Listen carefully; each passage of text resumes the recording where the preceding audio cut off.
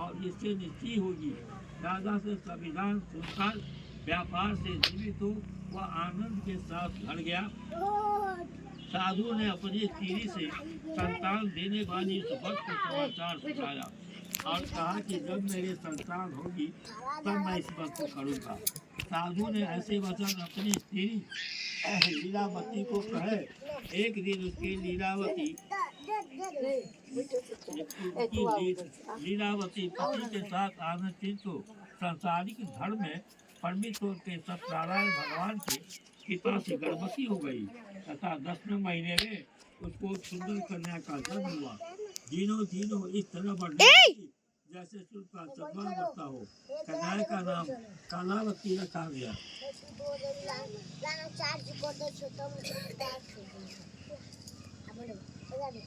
तो लीलावती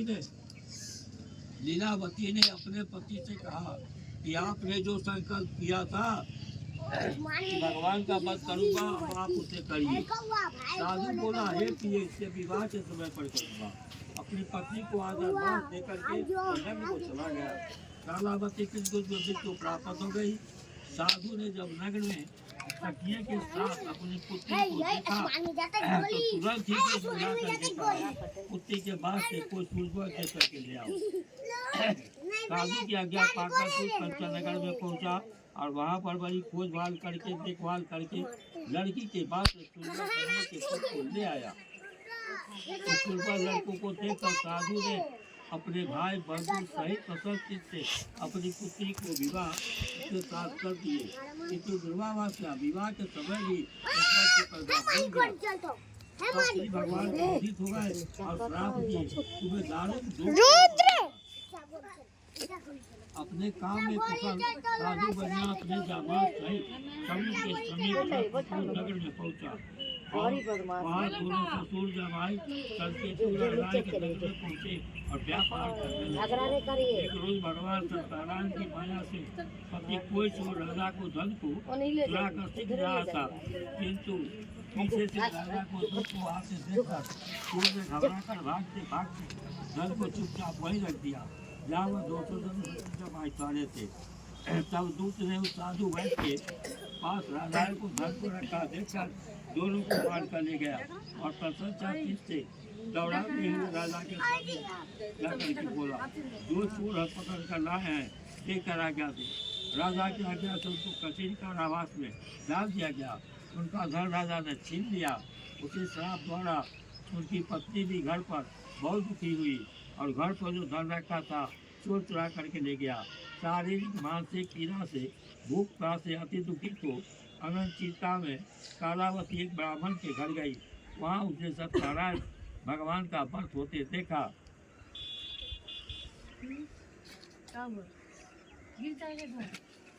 उसने कथा सुनी तथा प्रसाद ग्रहण करके रात को घर आई। माता ने कालावती से कहा कि हे पुत्री, दिन में कहाँ रही, तेरे मन में क्या है? कालावती बोली, माता, मैंने एक ब्राह्मण के घर सत्यनारायण का व्रत देखा हूँ। कन्या के वचन सुनकर लीलावती भगवान की पूजन की तैयारी करने लगी।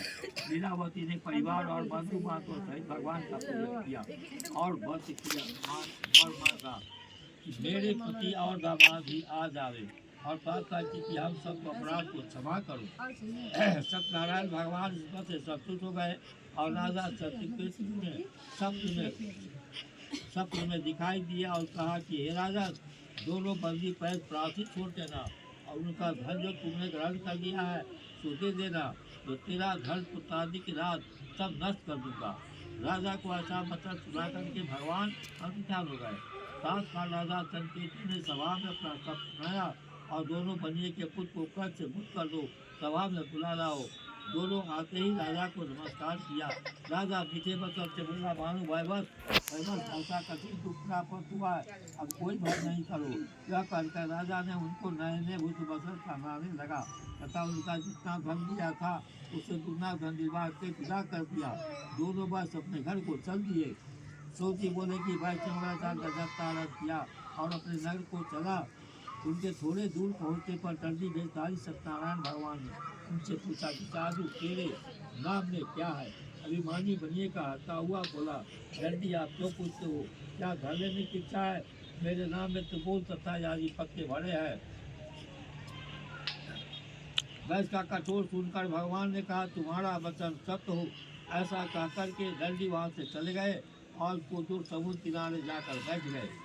दंडी के जाने पर वैसे नित्य व्याय करने के बाद नाक को ऊंची ऊंची देकर कटम्बा किया। नाम में बेल आदि देकर मूर्ति को जमीन पर गिर पड़ा। फिर गुच्छा खुलने पर बहुत सुख करने लगा।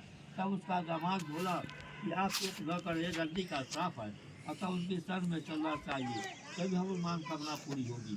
दामाद के वचन सुनकर वह दंडी के पास पहुंचा। अत्यंत भक्ति भावों से नमस्कार करके बोला, मैंने जो आपका सत्य वचन कहे थे उसको क्षमा करो। ऐसा करके तुलसी रोने लगा।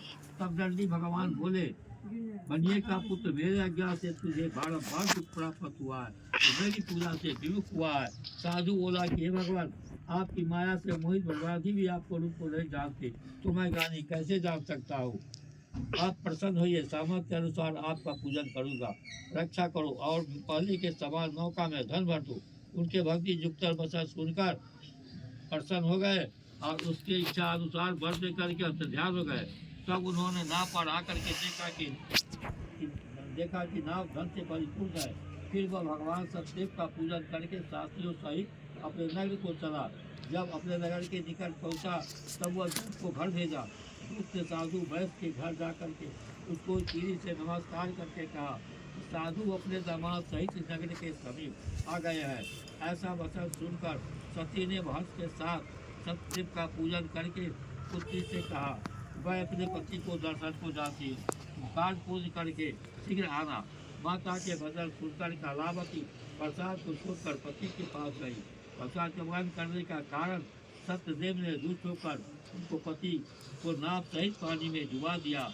कालावती अपने पति को न देकर रोती हुई जमीन पर गिर गई। इस तरह नौका को डूबा हुआ तथा कन्याओं को रोता हुआ देखकर साधु दुखित हो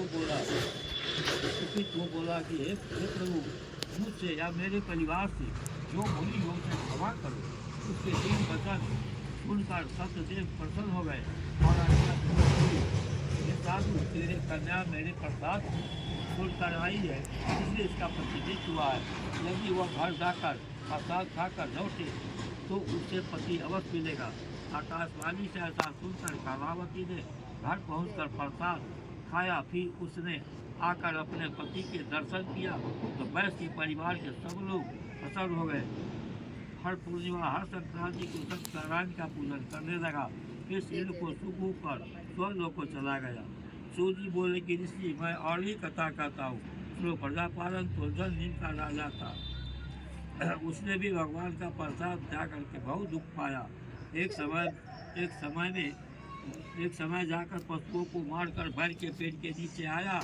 उसने भक्ति भाव से बालुओं को से सत्यनारायण का पूजन करते देखा। राजा देखकर भी हमारी बात न अज्ञान नमस्कार ही किया। जब बार ने भगवान का प्रसाद उसके सामने रखा तो प्रसाद को त्याग कर अपने सुंदर नगरी को चला गया। वहाँ उसने अपना सब कुछ न पाया। वह जान गया